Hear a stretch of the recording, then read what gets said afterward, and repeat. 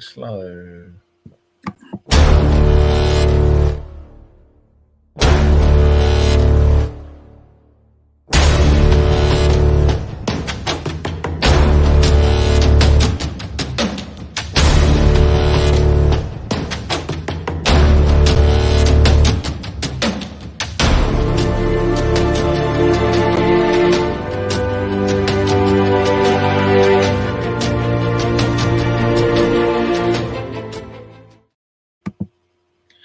As Mrs. Doubtfire said, hello!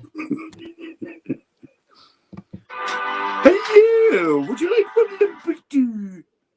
Well, hello! Oh, dear. You all right? Yeah, something like that. Yeah.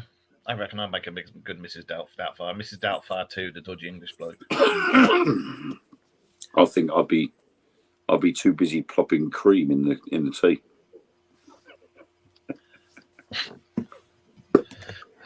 Yeah. The way my nose has been running recently, I think it probably would actually. Okay, I'm just gonna vomit now. Would you like syrup in your coffee? Hey, Kelly, you all right? Dirty bugger, you. There's Kelly. Hi, Kelly. We are all absolutely fine, thank you very much. We'd be the ladies of Little Britain. Oh, thank you. Ooh, lovely. Pardon me. You lot out there in the chat room, are you going to come and join us at Skegness on the 2nd of December? If you would like to join us at Skegness on the 2nd of December, have a look on the wall, and I will post the advert for it to get the tickets and everything on again. Yes. You can wander around. You can wander around with us in the dark, looking for ghosties and ghoulies. And you get dinner as well, and a secret Santa. And you might see the odd UFO. Yeah, you might do. We did. And you might get a special surprise from myself and Mark. But I can promise you I will keep my trousers on. Mine won't, but I will. But Mark doesn't know that I'm going to be doing this. So Mark's in the dark as far as everybody's concerned. But I will let Mark know after the show. But there will be a little surprise from me and Mark as well for anybody that wants, that does turn up on the night. Okay, that's new to me. It is. It's new to me. So who is it? I just forgot to tell you that was all. Eh? I just forgot to tell you that was all. I got no bloody idea. Right, where's me? Because I need to open this up on here so I can see who the hell is in there. Hi, Sarah. Everybody all right out there? We were just chewing the fat before we came on here. Right, let me see. Yeah, look, we've got Willow in, only a flying visit because she can't be bothered. Yeah, that was Willow saying we'd be the ladies from Little Britain. Yeah. Evening, Colette. Lady. The ladies of Little Britain. Hey, Colette, you all right? What? So, can you put a bikini on? The heating. Oh, the heating. Sorry. Going a bit Mutt and Jeff. So another string in my bow. Sorry. Yeah. I didn't realise, but you're watching as well. I'm watching as well. Yeah, you're watching as well. Oh yeah, I am, because on here. If you've got to go away. Oh my God, those tossers! Oh, yeah. I'm just going to run over myself with my own car. Tamsin's collar from a jacket. Oh, it's getting cold in here. It's Princess Leia. Well, hi Rita, hi Colette, hi everybody else. Right, what were we going to? I'll turn the camera this way. I'm going around this way. I'm going around this way. There. So dinner has just been delivered. Oh, so if you see me nibbling, that's what it is. No, I made sure I had my McDonald's before we went live. What was I going to say? Let me just turn the volume up a minute. Right. Yeah, we actually had one of our fellow presenters send us a picture, didn't he? He had a bit of a UFO encounter. day before yesterday, wasn't it? Is that yours? Well, for you, it was day before. Well, no, it was yesterday for you, but it was this morning for me, and I had quite a nice, lengthy conversation with him. So a big up to Parker, who sent us the picture, and basically we were chatting with him about an incident on the late hours of Saturday evening. Now, North Essex is not all that known for UFO sightings. So for something to have been seen that night, very strange indeed. I've analysed things. I've looked to the best of my ability and researched to the best of my ability. And I'm still a little bit confused and flummoxed as to what it could have been. Simply because there were issues to start off with the fact that you have Stansted Airport nearby. It's not that far off. So I thought maybe possibly it was that. Then there was the possibility that you have Jupiter and is currently going through past Pleiades, and the moon is involved as well. So I thought maybe there's a conjunction with that. But from eyewitness accounts, this object was in the southern hemisphere, or in the southern skies, not the northern skies or the eastern skies. So it couldn't have been anything to do with the moon or Jupiter. And then I started looking into things a little bit more. I looked through various NASA photos of Jupiter. Also, professional photos of Jupiter from Earth, and some not so well, both professional and not so professional photos. No, nothing looked like this. Colours are totally wrong. So I zoomed in, and it's got something inside you can see it. So in the middle of that, apart from the fact it's a very odd shape. Now the shape itself looks sort of egg-shaped, but it looks like somebody has taken a massive bite out of the bottom left-hand corner. So it's got a very strange shape. When I showed Parker this footage, the zoom in of it, you can clearly see there's lights dotted all around the object on the edges. If you zoom in. Also, there is in the center what appears to be a crescent that slowly forms into a circle. That says that in the center it's raised compared to the edges. So there's something there, i.e. like a dome or a structure there, that's thicker than the rest of the object. When I spoke to him, he said we worked out it was about 220 feet up. That was about the size of we worked out it was about the size of an SUV. So yeah, 220 foot up, about the size of an SUV, and it had lots and lots of sorry, I'm going to keep eating in front of you guys. And it had lots of lights all the way around it, and it was a grey colour going to pinky purple, and it wasn't a drone because it was too big and you'd hear it. It wasn't a helicopter on whisper mode. And it, as you said, it wasn't a plane. It was far too low down for that, and too small to be a plane. And it was about 11:20 at night. And he went, "What the f***'s that?"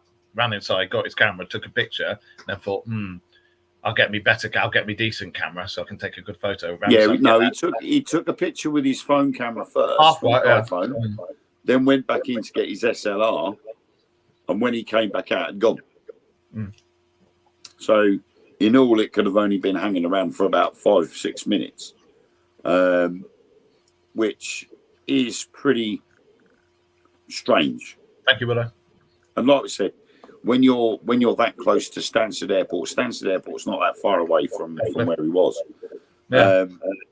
But I said to him, if you were able to flip it on its side like that, I personally think you're going to have a clear dome-shaped object or a raised object on top of that.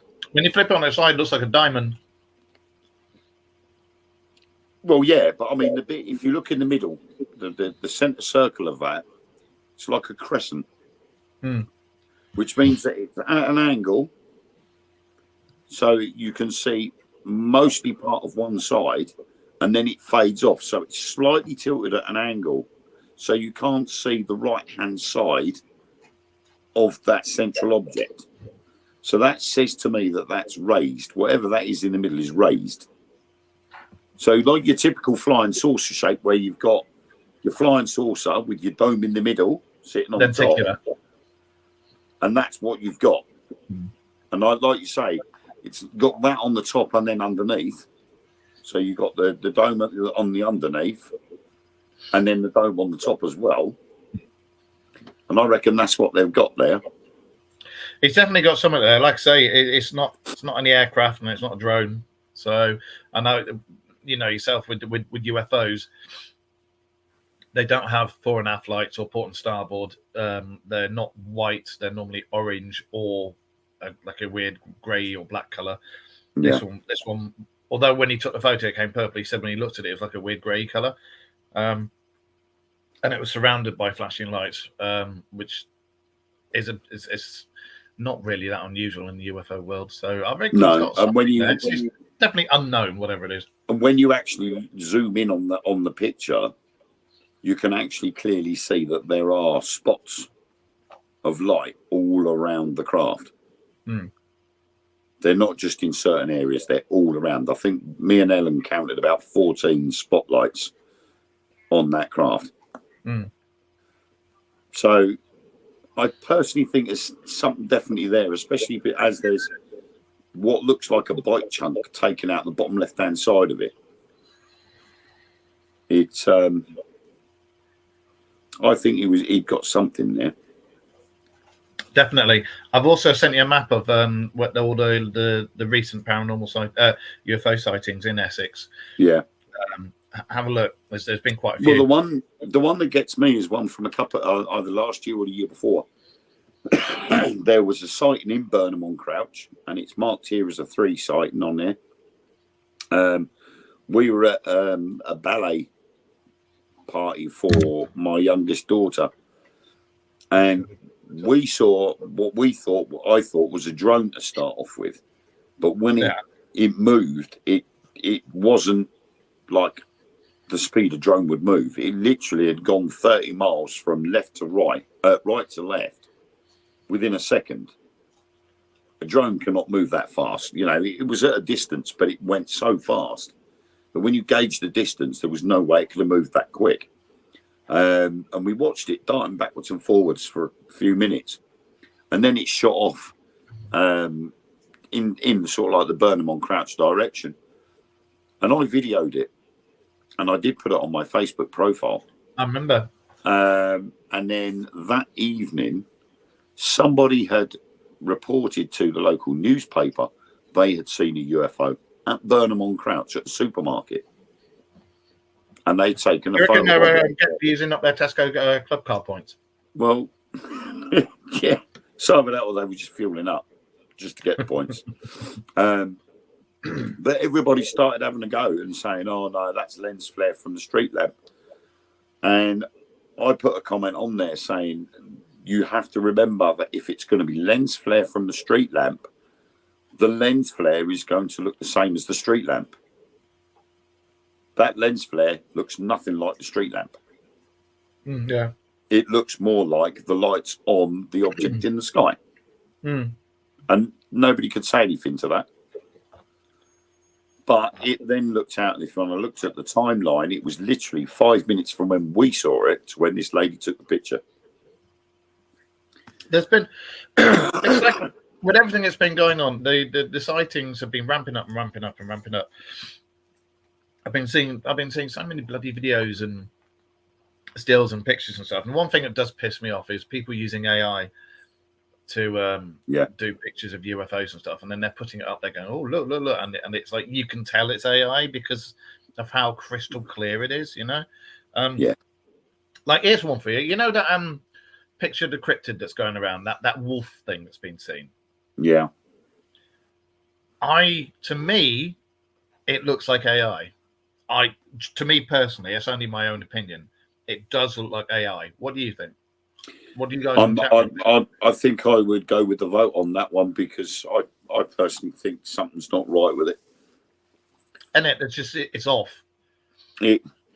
There's bits, and the thing is anybody that looks at videos constantly, like we do, you know, we're forever scouting through the internet and looking in various places, not just on things like social media on TikTok and things, but actually on the internet. I'll see if I can find it. And if we find these things, we do look at them, and then we will go over them with a fine-tooth comb. Sometimes you can see the markers straight away.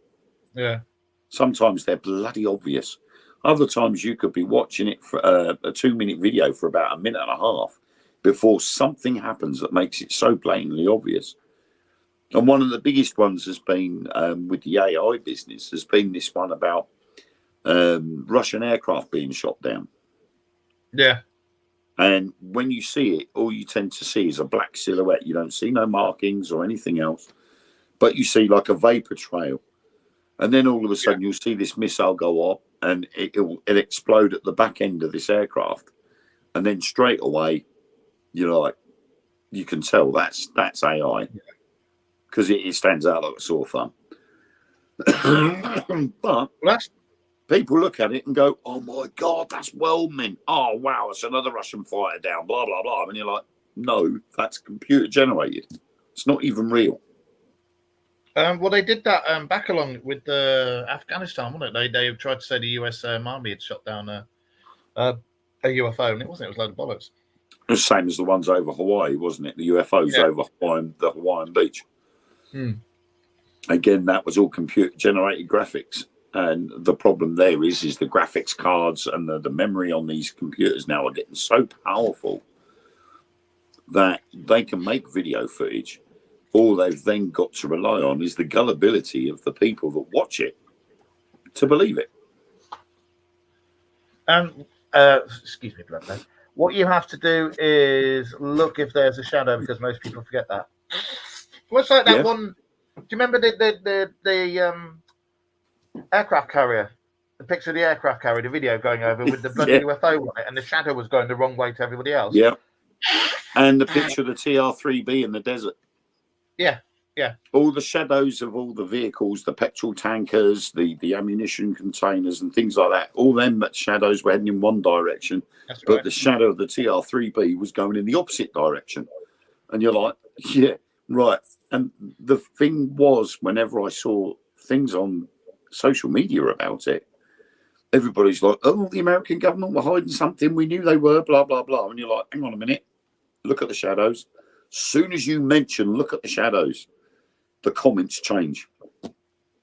Well, I'm just trying to find this bloody Dogman image.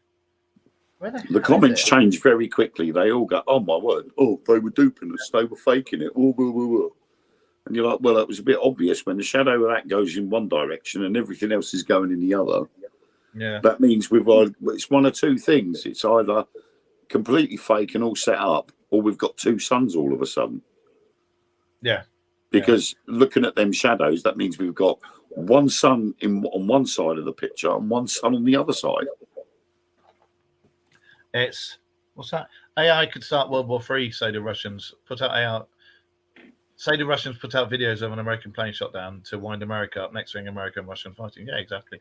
The new AI Gemini will make your toes curl and what it can process. I think it's a bad thing, personally. I think in some things it can help, but I think with the military getting hold of it and stuff, because you got war pigs who just want to make loads and loads of money by having wars. Yeah, I think the warnings are there for AI. It's just whether people decide to ignore it or not. Well, the fact that Elon Musk turned around and said, But that don't stop me from using it.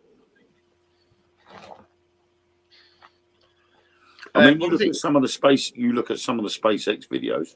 Some of the SpaceX videos you can clearly see are computer generated. I think AI could be good for certain things, but I think for other things, especially like the military, I think it's very bad. I mean, I think you're going on about SpaceX. One of the things that just made me giggle so much, and we talked about it so much, the firmament. Oh, God. Go on. The amount of videos I have watched on TikTok where they've shown you the latest SpaceX Starship trial, and the leading comment told you the firmament existed. And it was because the Starship took off, it left the launch pad without any problems, zoomed off up into the sky without any problems, all 33 engines firing at maximum velocity. And then they separated. The main tank separated from the Starship, and the Starship carried on off on its merry way. The remainder was designed to come back to Earth and land as normal. There was something wrong with the main tank, and as it was coming back, the boosters moved to get it in the right place. Something went wrong, and it exploded. However, the Starship carried on, which meant it carried on through the so-called firmament out the other side. But everybody was like, oh, no, the firmament does exist. Look, it blew up. Oh, no, you muppets. If you look, you see the Starship's still going. Voyager 1 and Voyager 2 have left our galaxy. If the firmament was here, they would have gone dink, dink, dink. But their argument would be that that's what they want you to think.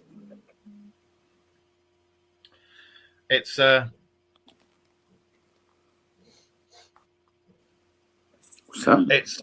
was I going to say? Yeah, I've had people telling me about the firmament and stuff. I think he's got an admirer there, do you?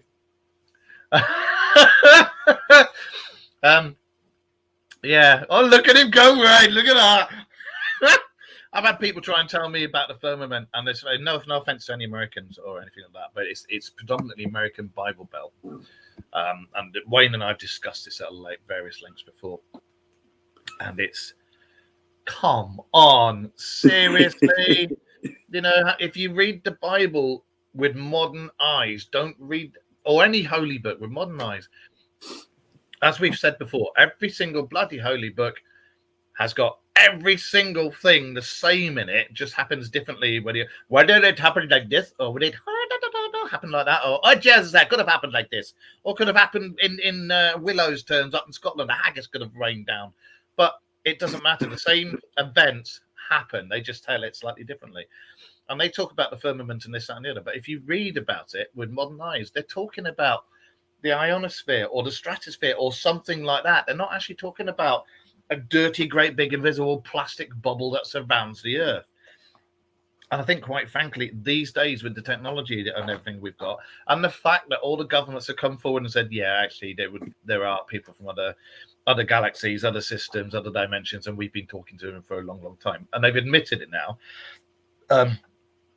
If you still, after all that evidence has been put out, if you still turn around and say there's a firmament, I am sorry, but really? There's no firmament at all. Stop being so bloody stupid. Naivety. Oh my God, firmament. Yeah, it's a big plastic bubble. Jesus Christ Almighty. Anyway, that's my little rant for people who I don't mind if you're all bloody religious or whatever, but if you seriously think there's a big sterile bubble that surrounds the Earth, no. Yeah, I mean, the thing is it was blatantly obvious that you could see that the booster system for the Starship was clearly coming back to Earth. The directional boosters to allow it to turn around to make itself way back to land safely were clearly in operation. And the idea was to spin it around about 360 degrees and then spin it again to its landing sequence for it to come back to Earth. And it was during that landing sequence spin round that there was a fault and it went. So the problem is everything like that, it's always going to be trial and error. And they've got further this time round with it than they did before. The Starship actually left the booster system, carried on its merry way. So as far as anybody's concerned, it was a positive test result. Even the previous one was, even though there was damage to the launch pad and only 3 engines actually didn't start, it was still a success because they got further than they did the previous time. So each time they get a little bit further than before is a bonus. Well, it's like, I'm not saying we right. The thing is, people talk about Nostradamus and all these people that predict and this and the Simpsons predicted stuff. And to be fair, the Simpsons have been spot on, which is ridiculous. But for those of you who followed our show, and for those of you who may or may not know about it, the show's been going for 10 years. In various iterations, and the best iteration has been since my bestie there joined it with me, and because I said to him one day, "Do you fancy doing a show with me?" "Yeah, all right then." And we've just gone from strength to strength. And Wayne and myself, we have said so many times about this happening and that happening, and Bill, and this going on and that going on. We were one of the first ones to report there was going to be an impulse engine being made. What happened? An impulse engine was made. 2 years later, they started saying, "Oh, here's an impulse engine." We were one of the first ones on here to talk about. They were going to be doing they've actually got a fast and light drive being made. First of all, we said it was theoretical, and then they said it was theoretical, and then we said they're going to make one, and then they made one. And it's not going to be long before they've invented the warp pocket to be able to go FTL. They've already got the engine. They've just got to do the technology to surround the entire craft to keep everybody safe. And there was one the other day, actually, I noticed it. There was a video surfaced of a Chinese engineering company has built the fast and the light engine, and they actually displayed it. They don't think, at the moment, they still think it's going to be a year and a half to 2 years' time before they're going to be able to test it. Well, unfortunately, Sarah, that information, okay, apart from the fact that it would have to benefit all of us if we were to give that out, but if we talked about it 2 years ago and it's only surfaced now, those numbers are only going to be any good to you in 2 years' time. 7, 9, 12, 34, 28. And 41. You did the bonus balls. What are we doing? The Euro Millions or the?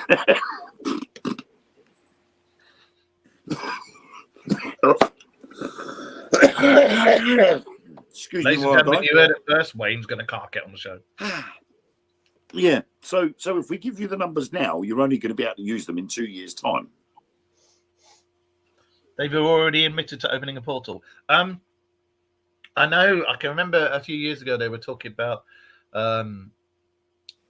teleportation, and they were saying, "Oh, mathematically it's possible." The same as they said, time travel is mathematically possible. Now, go fast forward, and they've got to the bit where they've done it. They've teleported I think it was an atom. They teleported an atom from point A to point B. The previous experiment to that was they teleported an atom from point A, and they had no fucking clue where it went. But now they were able to do it, and now they're working on bigger things that can do that. They're working on we got 3D printers. They're trying to work on the same what the things they got in Star Trek on the Enterprise, the replicators. They're trying to work on replicators that take genes and that can just take genes and atoms out the air and splice them together. And trying to work on that. So, like maybe some new lungs for Wayne. Go on, son. Their throat would be nice. You need a big brass spittoon so we can literally see Garth Cameron here. So yeah, all that stuff they're working on, all the stuff you see in Star Trek. First of all, you'll start to see some of that technology happen on Volvos, and then you'll start to see them come out in here. But most of the technology that's going on in space age stuff is happening somewhere. It's coming to fruition. Well, you've got so many things there. I mean, you look at like obviously back in the 70s, you had Star Wars, the biggest science fiction film going. And what was the weapon of choice of the Jedi Knights? Right, a rather large vibrator, lightsaber. Now, you can actually get a real lightsaber that actually will cut through something. They have made one. It's a bit cumbersome, it's a bit bulky, but the technology isn't quite there yet. But they are actually making them. So, you know, all it is a case of the theories are there. It's just a case of working a way around the theories and coming out with a result. Hang on. Sarah's on about that. They've actually done a human computer interface so that you can download the personality and perhaps the soul. I don't know if it's a copy or what, but they've got to that stage now where they think it'll work, and it's going to be coming out within the next couple of years. So keep watching the screens for that one. They're already doing that. Have you ever seen the program Altered Carbon? And they call bodies sleeves, and your essence is in like a little disc that can be put in the back of the neck. Yeah, something similar to that. Again, this is all going to be reliant on AI to actually work out. You know, the human mind is capable of figuring it out, but it takes time. So to be able to figure it out quicker, the reliance on AI is going to be involved regardless. You know, well, and again, it's like you get to the Industrial Revolution and the mankind or humankind has been plodding along slowly, and then all of a sudden along comes the Industrial Revolution and everything changes.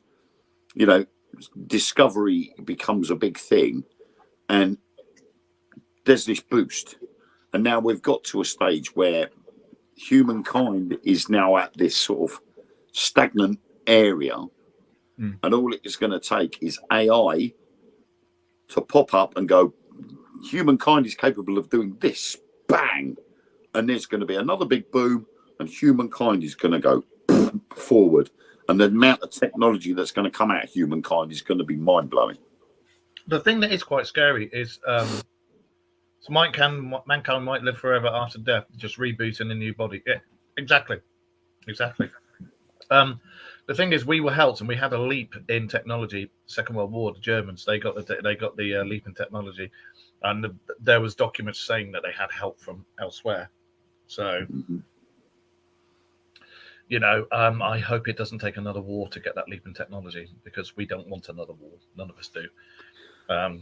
I don't think it will be a war. I think it will be man's own invention or humankind's own invention will allow us to have that boost. And it's only, you know, if you look at it you go back to the 80s, and it was a computer is only as good as the programmer that programmed it in the first place. But now you've got to a stage where, yes, we've invented the computer to think, but when you give the computer the ability to think for itself, then it changes. That's what I said. I think AI can be good for certain things, and I think for discovering new technologies, the far reaches of space, under the Marianas Trench, everything's exploration, surgery, healthcare, everything. Yeah, brilliant. But for the war pigs, no. Very bad. And I think that there's a lot going on with that shouldn't be going on. Cliff's right with his comment there. Mankind still does not understand how the conscious mind works, same as AI is struggling on how the conscious mind works. But all it needs is for an AI to actually figure it out, and bang. Yeah. Then it all changes. That's when everything will change, is when they actually figure it out. Yeah, we don't understand it because we struggle because of other factors that come into play. Hmm. And AI may not have those factors. So it could be that all of a sudden it could go bang and it's out there and everything then changes. And as we've noticed throughout the years, you can come out with a theory and then in 50 years, 100 years, 150 years, all of a sudden, wow, that makes sense. We can do this now. You look at Nikola Tesla's inventions, harnessing the Earth's own energy into free energy that can be transmitted around the world. You know, that was there. All those ideas disappeared. Now, all of a sudden, people are making free energy out of magnets. And they're posting them on TikTok and on social media. And then all of a sudden, these things disappear. But then somebody else posts something. You know, oh, my car's just done 200 miles on a pint of water. Yeah. You know, it's things like that that enable us to move forward. So who's to say at some point in time, either the human mind or an AI mind figures out certain things that enable us to bounce 200-300 years in technology. Well, the thing is, we all know that a lot of the technology that we need, we've already got. And it's the Bobberments that dumb it down, keep it quiet, and this, that, and the other, because the Bobberments are in with the giants of the fuel and medicine industries, and you get far more money by treating symptoms and keeping things at bay rather than curing things. Because if you cured something, you can't make any more money on it. Yeah. So they keep that technology down. You get loads of money, make loads of money from people fueling cars with diesel. It's pure greed. You know, when the world's crying out for stuff that they really, really needs because we're running out of resources, and this just shows you how dumb and how horrible the corrupt governments are, because they would far rather make that and make the world go to shit to line their own pockets than bring out stuff that the world needs. Well, you know? One I heard this morning, this is going to make you laugh. One I heard this morning was that hybrid cars are actually more polluting than diesel and petrol. They've done a study on petrol and diesel cars and compared them to hybrid cars, and actually hybrid cars actually cause more pollution than the others. And all you got to do is think about it. Starting and stopping a car all the time actually uses up more fuel. What do you do if you're urban traveling in a hybrid car? You're going from up to 30 mile an hour, and the electric motor that would work during up to the 30 mile an hour mark is fine. As soon as it hits 30 mile an hour, it goes on to the motor, the normal motor. So you're starting the car. But then if you only can travel a mile at 30 mile an hour, at 32 mile an hour, and then drop down to 28 mile an hour because you've hit another zone, the engine kicks off, back onto the battery, then all of a sudden you hit another 40 mile an hour zone and you're back into the motor again. So you're starting and stopping that vehicle and using up more fuel. I've got a partial hybrid which doesn't rely on the battery. It uses the inertial motion from the brakes and the wheels and everything to keep the battery charged. So it doesn't have an electric motor. And again, when I was a kid, I had a dynamo on my bike. Oh God, those things, they were bastards when you were trying to cycle uphill. Flick it over onto the back wheel and you go, and you're doing like 2 miles an hour up a hill. But they actually powered your lights. Yeah. So why have they left one of those out of an electric car to recharge the battery? It's like the alternator. They'll make the charges the battery. Exactly. And I've always said, well, why have you not got an alternator anymore? All you have to do is put a little flywheel on and attach a belt to it. There you go. It charges everything and runs everything. Why have we got to have these big, expensive cars? It reminds me of the video I saw last year, I think it was, of the guy who had broken down because his Tesla had run out of energy. The battery had died. And there he is on the roadside, and some guy pulls up behind him and says, "Have you got a problem, mate?" He says, "Yeah, the battery's died. I need to charge it up." So he went, "Oh, right, okay." So he opens up the boot of the car, and there's a petrol motor in there. He's got a petrol-driven generator to charge up the Tesla so they can carry on driving. I'm like, so you just defeated the object. And there was another one I saw 2 days ago. A lady was charging her car up at a service station. She was charging the car up at a service station, and it cost her twice as much to charge her car, and it only gave her an extra 80 miles. I won't have an electric car because, personally, the amount of money that you use on your own from your own electric to charge it costs more than the fuel that you would if you were filling a tank on a normal car. And it's absolutely ridiculous. And have you noticed that how when all the price hikes and the spikes in the energy giants came in, that's when they started saying you need to buy electric cars. Weird that. The very same electric cars that actually cause more pollution than fossil fuel cars. But it's more, not so much in the running costs, but more in the to build costs that it causes so much pollution. Yeah, it's ridiculous. It's like Sarah's just said in there, I'm sure I heard a case where two computers started talking to each other. They did. And I remember we spoke about that, and the conversation was very strange that they had. They started coming around with saying, do you know you're this? And do you know you're a computer? Yes, I do.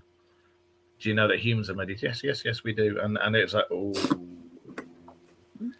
And it all stems back to teaching a computer how to play chess. Yeah, I remember that. And it's all, and obviously chess is all about strategy. Put your pieces in a certain place. If you put your pieces in a certain place, doesn't that make somebody pregnant? Or am I thinking of something else? So, yeah. So, you know. You're not pregnant. Okay, good. And the thing was that those computers that were playing chess learnt from their mistakes. And that's the issue. Yeah. If one computer makes a mistake by putting his playing piece in the wrong place and it gets taken out, it knows not to make the similar move again. So it learns. So it learnt from that mistake. And that's if you put your piece in the wrong hole and you get it taken out again, I'll tell you what, you soon bloody learn. But that's where the issue comes into play. Because they're able to learn from their mistakes and they know not to make the same mistake again. There's no reason why they can't learn other things. So you have to set, and I said this a couple of months ago, you have to set the perimeters so that the AI is not able to learn certain things. Also, when everything is electrified, the government and the governments will control how and when you can charge your vehicle, especially at high peak times. Yeah, they wouldn't have to do that with me. I've got solar panels, so I'm not bothered.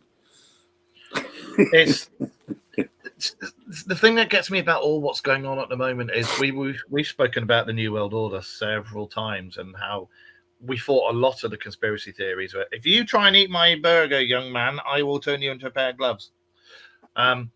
Yes, you. And I thought a lot of the conspiracy theories were complete, just like nut jobs. And the more I'm seeing stuff come out about, especially our government and the American government, they're the most corrupt ones. And all these things that are starting to happen. They're listening. It's starting to make me think. When you put two and two together, it's. Things are starting to, you know. Yeah, it's everything, isn't it? I mean, all around Europe now, the EU is starting to sort of self-implode. Yeah, I got a notification today from one of the news channels that I subscribe to, and there seems to be far-right support all over Europe now. And it's getting bigger and bigger. And it's not a nasty thing to see, but the influx of quite possibly the wrong type of people going into all countries, not just here, but other countries as well. And the people are feeling left out. They're feeling that they've been done wrong. that the governments of their countries are more concerned about these people coming into the country than the people that are actually in the country. Yeah, they don't care about the ones that are from the country. You know, they're not worried about the people that already live there, and so therefore they get pushed to one side in favour of these other ones. And I said it the other week, when you look at how much is spent on these people, in 1 year, you could have solved the UK's homeless problem in one hit. £6 million a day being used. If you can buy a flat for one homeless person for 250,000 and say to that person, that's your flat. It's yours, lock, stock and barrel, is the deeds. All you got to do is pay the bills on it. That's it. That flat is yours. Right? So that then becomes, 8, 16, 32 flats in 1 day. Yeah. Now you times that by 365. We say 364 because we'll have Christmas Day off, of course.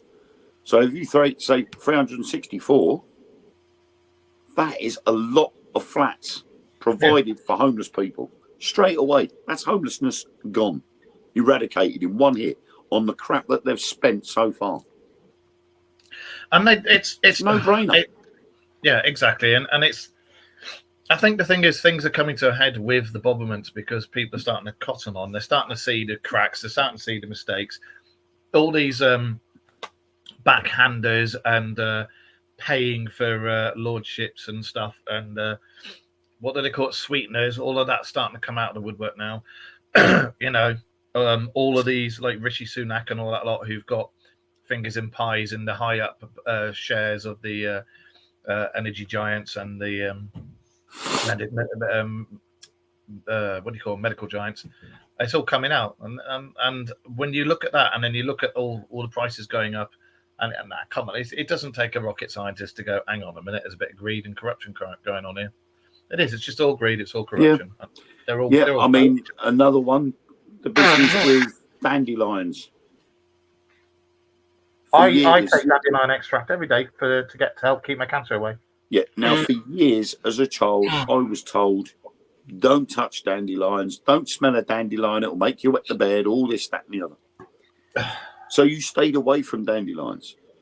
Roundup, the weed killer, which has dandelions on its front cover of the bottle, kills off dandelions. Why is that? Why do they kill off dandelions? Only to find out that the company, one of the biggest pharmaceutical companies in the world that provides particular types of medication, also owns the company Roundup that kills dandelions. Something right there. And then all of a sudden videos started surfacing. Dandelion tea. You know, use the flowers, use the leaves, use the root. You can do this with this and do that. All these different recipes that you can use dandelions with. Dandelion and burdock originally was made using dandelions. Yeah. So there was some truth there to start off with it under our noses, and we chose to ignore it because the pharmaceutical companies had told us dandelions are bad for you, when actually they turn out to be one of the best things you could possibly ever have if you're ill. Yeah. It's all lies and bullshit. What's the other thing I take?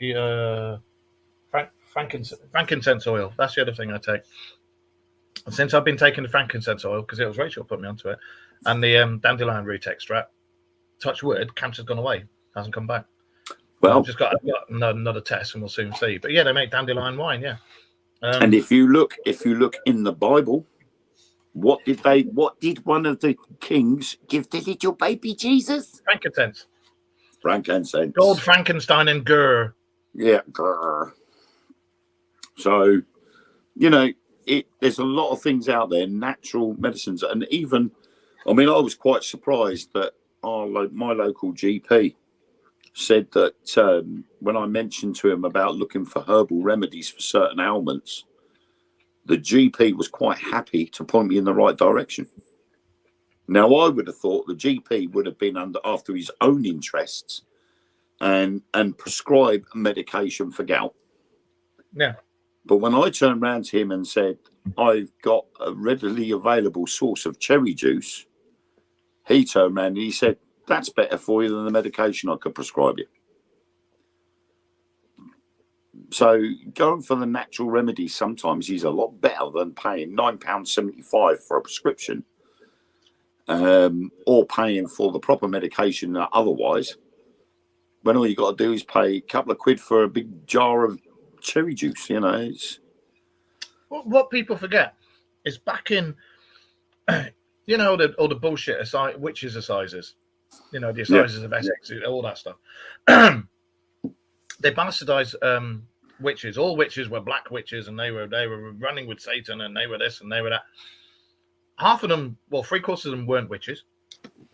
They were just people whose neighbours had a gripe with them, or herbalists. Herbalists, and they might have had mental health issues. The others were white witches or hedge witches, and they were the ones that made the medicine and knew all about the herbs and what they do and this and the other. And this day now, start having a look. You guys out there, if you got an ailment, start looking up white witches or hedge witches and their remedies. Start looking up things about that, because their stuff is a lot more beneficial to the crap that we take. And you only have to look up on the internet natural remedies, and the amount of different ailments that can be cured with natural products is mind blowing. I mean, look at this one, the latest craze from Nepal, the Shilajit. Now, people are taking this shit, what they call Shilajit, and it has become very popular. And all you do is get like a little sort of like quarter of a teaspoon or something like that, and you literally dilute it in water, drink it first thing in the morning, and it gets rid of all sorts of ailments. But it's got to be, they're saying, and I think this is probably where they're trying to corner the market, is they're saying, oh, it's got to be a certain type of Shilajit. It can't be the block. It can't be the powder. It's got to be a resin form. And all you do is just dissolve it in water, drink it, and that's it. But I mean, I've started having spiced ginger tea, and that's got cinnamon, cayenne pepper, ginger, and then I add honey and lemon juice to it as well, and I drink that twice a day. And the difference I have felt over the last couple of days already, I've felt so much better in myself just by having them. When you go to the toilet, do you get bees trying to land on the end of your willy? No, but I am able to pass very easily. That's just you, man. Just me. Oh, it's just me. Okay. So, you know, natural things are there to get rid of natural disorders.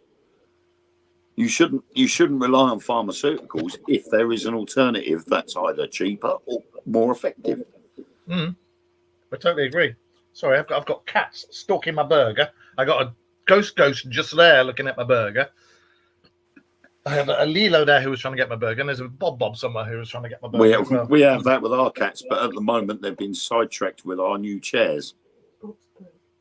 Bob's Burgers, oh, for God's sake. We got some new dining chairs over the weekend, but they're crocodile skin. Fake crocodile skin or real crocodile skin? We think they're fake. Well, I would say they're fake, but I wouldn't be surprised. We saw it on Facebook. We needed some new dining chairs, and we found this guy was getting rid of 8 dining chairs. I didn't really pay any attention to him, you know, and said, "Oh, there's a guy locally. He's getting rid of them." So I'm like, right, okay. Where is it? So she told me. So I went and picked them up, rang the doorbell. This Indian guy answers, and he says, "Well, he said they're in the garage. Brilliant. I'll bring them out to you." So I'm standing at the car. He brings them over tonight, and I'm like, "Oh my God, they're crocodile skin." Was Jimmy going after it? Oi! And I'm looking at it. I'm going, that can't be real crocodile skin. But it was an Indian family, so I'm like, to be honest, I wouldn't be surprised if they've had these imported in. If it was crocodile, would that mean it was made by a Jewish carpenter? No, let's not go down that lot. I want to stay away from them and those and the shit that's going on in between the two because it's really pissing me off. No, I just went foreskin. But Crocodile. But yeah, it's this weird crocodile skin stuff, and the kids have started picking at it and left bits all over the floor, and then the cats go and start doing the same thing. Little sods. So you need new dining room chairs now. So, well, they're not too bad under the actual fake crocodile skin. There's fabric underneath it, and it don't look too bad. So I'm just going to say, sod it. If they pick the skin off, they pick the skin off. We'll just leave the fabric underneath as it is, and not bother recovering them. But as you can see, they're nice high back chairs. Just you and your family, I tell you, you're feral, a lot of you. We're nuts. Well, yeah, you got to be. You're friends with us. And we're not ashamed to admit it. No. Well, going back to what we were talking about, yeah, every single thing that we have spoken about on this show over, I would say, although it's been going for 10 years, it was predominantly paranormal before. So I would say over the last 3-4 years, it's happening. Everything we've spoken about is happening somewhere. So, and all this stuff, and I'm telling you now, all this corruption with the Bobberment is going to come out. It is going to come out, and there's going to, the heads will roll. They can cover it. What's that saying? You can fool some of the people all the time, but you can't fool all the people all the time. Something like that. And I think that's going to happen. President can't get it right. If the president can't get it right, neither can I. Yeah, you can fool some of the people all of the time, but you can't fool all of the people all of the time. Yeah, that's right. Shut your face. No, do you remember when it's George Bush did it? I can't remember. Oh, yeah, one of the presidents tried to say that and cocked it up, didn't they? I don't know which one it was. It was probably Joe Biden. No, it wasn't that. No? It's like Boris Johnson. Boris Johnson, I'm sure, used to be a character on the Fast Show. And you know exactly who I mean, don't you? Today, I will be mainly eating Brussels sprouts. Oh, Jesse, yeah. That's right. I like Jesse, I did. Definitely was a Boris Johnson Mickey type. Oh, but before we disappear, one thing I would like to talk about was Le Pecoras. Was it Le Pecoras? Whatever, the face peelers in South America. What? Cinnamon buns? Picked a pack of pickled peppers. Yeah. Pick up a penguin. Those things in South America that are trying to kill people that they were saying was illegal miners and this, that, and the other. I've been reading some of the interviews they gave to the police and researchers who've been out there and everything. And there was a girl who got grabbed by two of them. Now, they're on these round skiff type things that hover and make a noise, and you can tell there's a lot of wind being taken off stuff. Can I ask Mark Wayne what is at the South Pole and why people are not allowed to go there? Personally, again, we spoke about this a while back, didn't we? There was a big meeting. All the heads of state were taken there at a massive meeting. Do you remember Atlantis? Do you remember Atlantis? Because we're all that old. The legends of Atlantis. Well, when you look into the legends of Atlantis and you look about the Anunnaki and stuff, there was mega cities all around the world, but only a few, but they were all linked. One of them was on the South Pole. And when Atlantis went up, it caused a knock-on effect, power-wise, with these other mega cities, if you will, according to scrolls and this, that, and the other. And one of these cities was at the South Pole before it froze over. And they think that what they found there is one of these cities, and the technology still works, or they've got it working or something, and it's there. And they found bodies, of 8-9 foot people, 8 to 9 foot tall people, and this, that, and the other. And I've read a few reports, and so's Wayne, about the really thick walls that you just touch, and they just move like there's nothing there, and things like that. So I think personally that what happened was it was found, and then they went, shit, we better let them. It all went up to the heads of the state, and the heads of the state went, oh, let's go and have a look at this, see what we can get out of it. And that's what I want.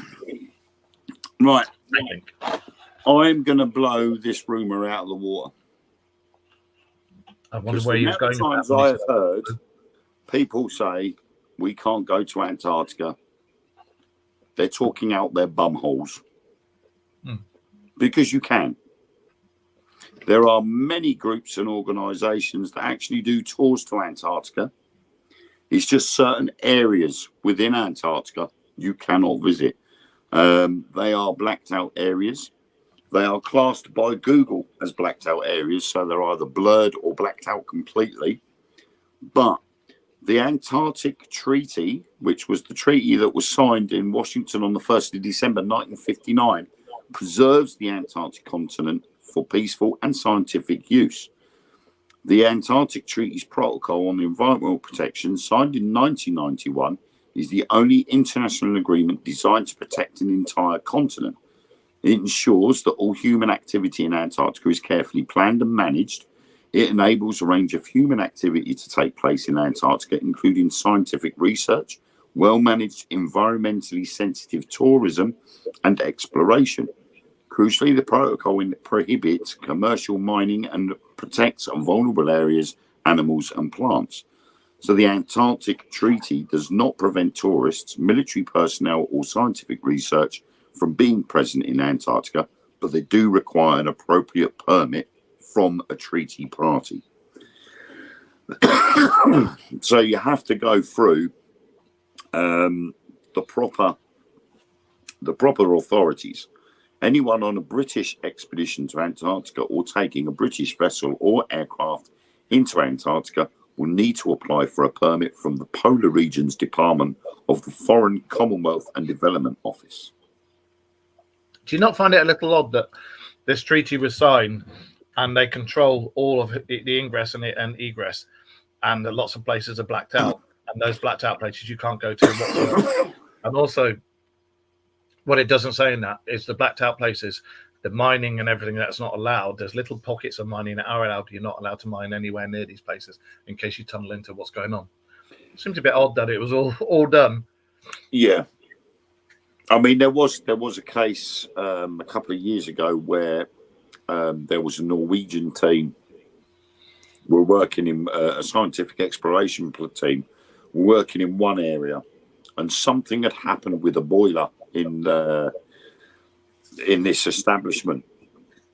So they radioed through to the American team who had the runway, and they sent an airplane up to the Norwegian section. But before they left, they were told they had to avoid a certain area. That's right. I know the one you're talking about. Yeah. So they had to go around it. But the captain, the pilot, had said he was concerned about the safety and the life of this guy that had been injured in this boiler incident. Because they picked him up. They avoided it going, but coming back. They avoided it. They went straight over it going and avoided it coming back because they had to have the time to stabilize the guy before they landed. Yeah. And soon as they landed, they got the guy off. He was rushed off to hospital, and the pilot and the crew were taken into the office and given a bollocking. Yeah. Flying over this area, but they said there was nothing but just a bloody great big hole in the ice. That's right. And they wanted to know what it was, and they were asking each other, was it something to do with letting out gases and air? So was it a ventilation shaft? For what? But whatever it was, they were told not to fly over it.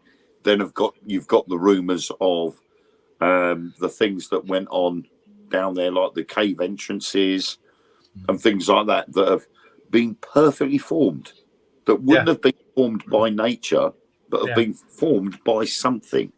And one of them is you can see, like in AVP, Alien vs Predator, that they drilled down on the ship. Yeah. One of them's a hole like that, isn't it? You can see it's been drilled down with something, but they don't know what. Yeah. So, I mean, if you wanted to, there's a company called Audley Travel that does trips to Antarctica, or polarroutes.co.uk do trips, and you can get up to 50% off at the moment if you go with discovertheworld.com. He's after some tickets. I'm just showing you as examples that people think we can't go to Antarctica when actually we can. No, we can go to Antarctica. It's just certain bits that you can't go to. Yeah. That bit where all the heads of state went, No one's allowed anywhere near that, and I would kill to know what's in there. I like what Cliff's just put. Because I've advertised these groups. Like, many thanks. I was asked the question from a good friend who we call 17 Breakfasts. I was just about to say 17 breakfasts. He's massive. Give him a shout out, please. They call him Chris, and he will see later. So, All right, Chris, 17 breakfasts. Mr. 17 Breakfasts, or Chris, how you doing, mate? Before we disappear, I was talking about the pecaros or whatever the hell they are, the face peelers in South America. This girl who was taken by them, she was taken by two of them. Somebody got a thing out their belt and poured some powder on her face, and then took another thing, got some liquid, put that on her face, and she felt her face starting to burn and swell up. But these two guys were talking in Spanish, the South American Spanish, and one of them had a local dialect accent, and the other one had a Brazilian accent. So I'm wondering if you've got a Spec Ops thing going on down there, and they're testing out these disc things and the armor that they wear and the elongated helmet. I think the elongated helmets is a load of bollocks. I think it's possibly some sort of Spec Ops thing going on, and I think there's a more earthly reason to what's going on there than is being let on. The fact that they had accents, regional accents, when they're talking, kind of gives it away, doesn't it? You know, that'd be like if we had it happen here and one of us was a Mancunian, Liverpudlian, it'd be like, hey, you know. Yeah, I mean, it's very convenient that the alien speaks perfectly good Spanish and the other one speaks perfectly good Spanish with a different accent. You know, it's like some of the arguments where, oh, how convenient the alien can speak English. Exactly. You know, and again, it probably goes down to this Star Trek communicator thing where they have to put this thing in their ear and it actually translates the language automatically. You know, it just makes you giggle when all of a sudden it comes out with something like that. Oh, these two aliens spoke to each other in perfect Spanish. It's like I say, if they did it in perfect Spanish, you could say it was something down to that. But the fact that there was one of them had a regional accent and the other one had an accent from that area, and it's like, yeah. But anyway, we have come to the end of that. So I think that's enough of our Bobblement slamming and UFO finding and tech finding and conspiracy theory nonsense and cats trying to eat burgers and everything. And I think I shall say to you guys all out there, Saturday, the 2nd of December, Skegness. Look on the Dark Mirrors wall. You'll see the advert for it. There's still tickets available. Come and join us. You get your dinner, you get a Secret Santa, and you get an investigation with us. So come and join us there. 2nd of December. And a little extra special something if you so require it. And whatever this dodgy geezer's been up to. And I will let Mark know what it is after the show's finished. So 2nd of December, come and join us. I'll put the advert back up on the Dark Mirror Radio Show's wall. All right, and I'll go on the website and put it up on there as well. So come and join us. So I'll also stick the advert onto my Wayne Stephen Presents Spookinori group as well, in case anybody doesn't see it on the Dark Mirror but sees it on my one. So it should be good. Hockey docky. Right, on that. Do you mind not playing with the pussy? So on that note, I shall say it's goodbye from him. And it's goodbye from me. And we will see you. Well, he'll see you in the week. And I will see you guys through the window. Saturday, and I'll see you guys next Monday as well. So, join us. Skegness, 2nd of December. I'll put the advert up. Thank you for joining us in the chat room. Thank you for listening to our inane ramblings. And everybody out there in Facebook and YouTube land and Things Network and Simply Spooky Network. Thank you. And we will see you soon. So see you later, guys. Remember, keep your eyes to the skies. Bye. Bye-bye.